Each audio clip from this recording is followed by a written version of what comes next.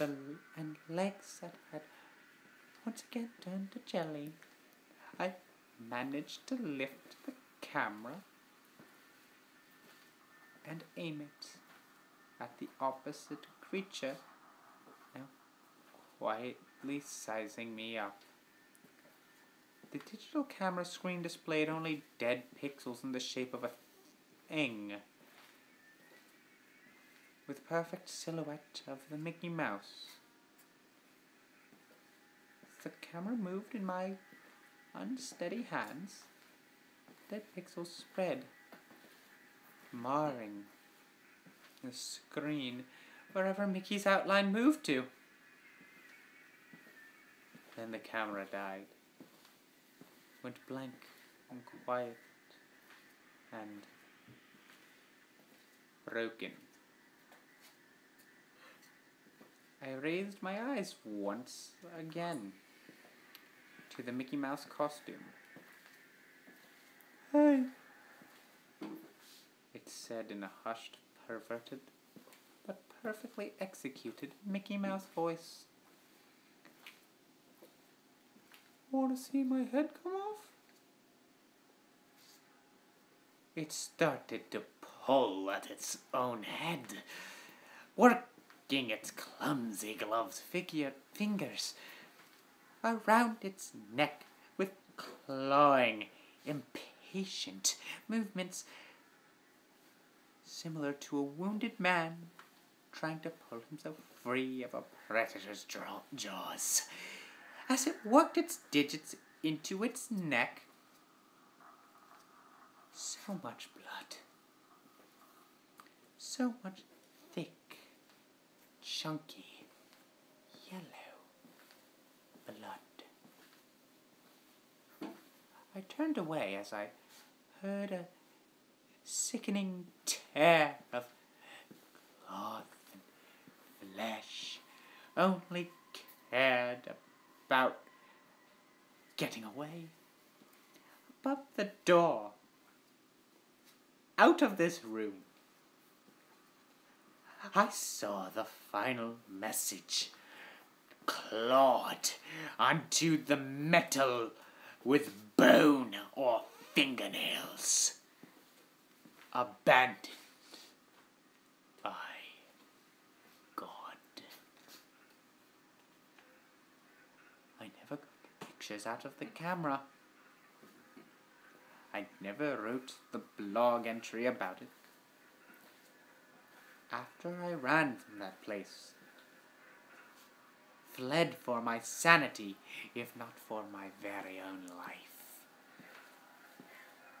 I knew why Disney didn't want anyone to know about this place. They didn't want anyone like me getting in. They didn't want anything like that getting out. Well, wasn't that fun, my little skeletons? Madgo, the music, please.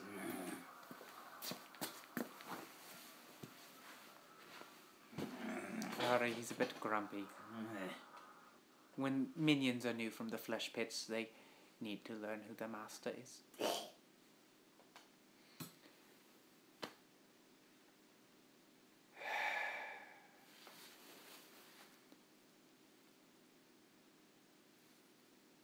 That was quite a doozy. Brought a tear to my eye. Well, a few. I hope you all enjoyed yourselves tonight, my little skeletons. I know I did. Happy Halloween!